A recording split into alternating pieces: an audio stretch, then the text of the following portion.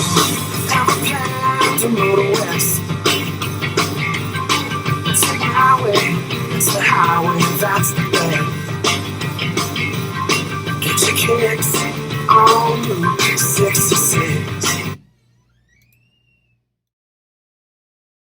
Hi, it's time for another edition of We Get Our Kicks Reading Book 66, the Kennedy Elementary School Summer Reading Challenge, where I bring you a different book, award-winning book like this one, inspired by a different location. Today, behind me, you're seeing a video of a pet sanctuary in Syria, and it's what inspired this book, The Cat Man of Aleppo, and I'm going to read this book to you today, and you'll kind of see a little bit of what happened and how this got to be, or it was, and the man that takes care of all these cats. So as I read, I'm going to try to read fluently, which means read the word correctly at a good pace, not too fast, not too slow, and with expression.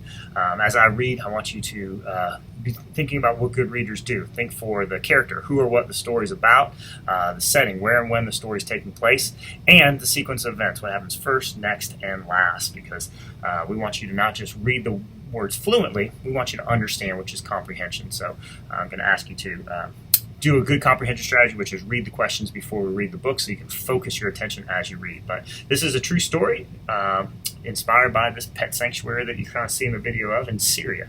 The Cat Man of Aleppo, written by Irene Latham and Kareem Shamsi Basha, illustrated by Yuko Shimuzo.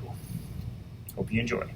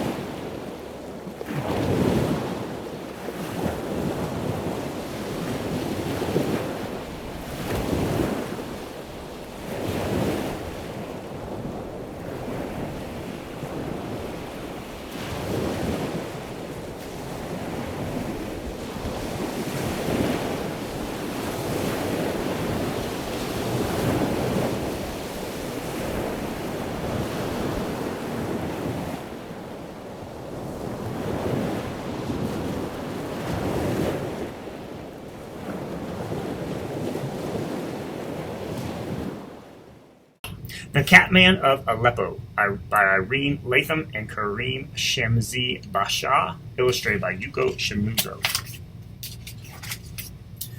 Allah loves his city of Aleppo. He loves its narrow alleys and covered bazaars selling pistachios, jasmine soup, and green za'atar. He loves the boiled corn and dried figs offered on the street. Most of all, he loves the people of Aleppo. They are gentle, polite, loving, just like him. Even when war came to Aleppo, Allah doesn't flee like so many others. He continues his work as an ambulance driver. He swerves through rubbled streets and carries the wounded to safety. He comforts and holds them. Allah has a big heart. Allah's work is important, but he misses his loved ones. Where are they now? Are they safe? He misses the way things used to be before the war. Aleppo's city center no longer echoes with rich, exciting sounds of copper pot pounding and traditional sword sharpening. His neighborhood is empty, except for the many cats left behind. The abandoned cats roam crumpled buildings and prowl filthy alleyways for food. Their homes have been destroyed, and now no one is left to love them and stroke their backs. No one is there to give them food and water. The cat's lonely, confused faces remind Allah of the loved ones he has lost. So many goodbyes. So many people he hasn't been able to help. So many days he feels lonely and confused too.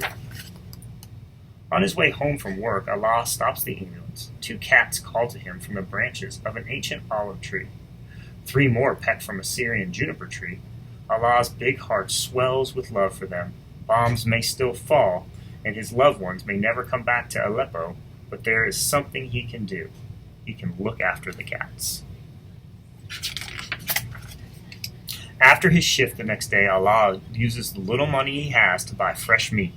When he unwraps the meat, the cats raise their heads and sniff the air. They are extra hungry. Ta-ta-ta, Allah calls. Here, kitty, kitty.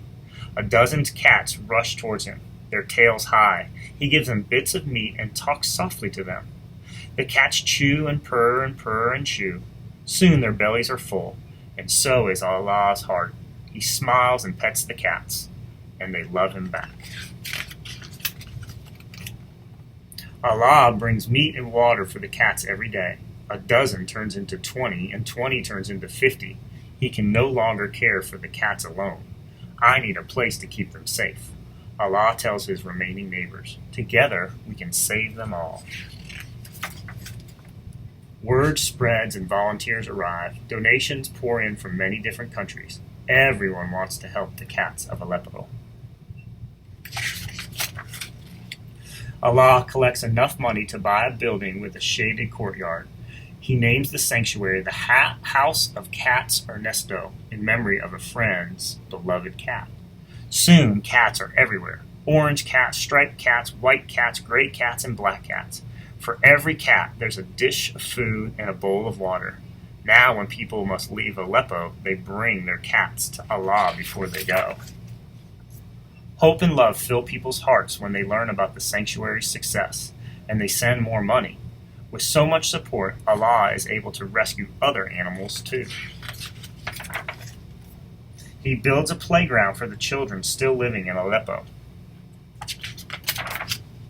He helps dig a well so everyone can have fresh water.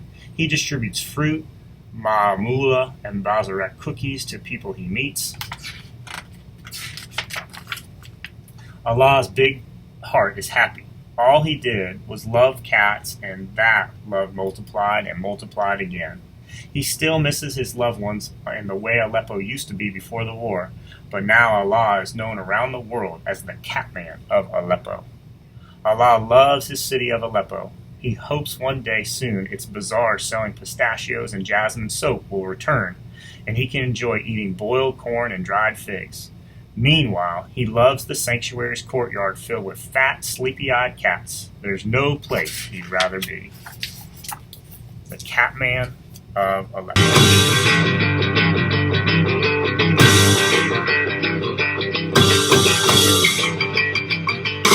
Well, if you have a plan to move away,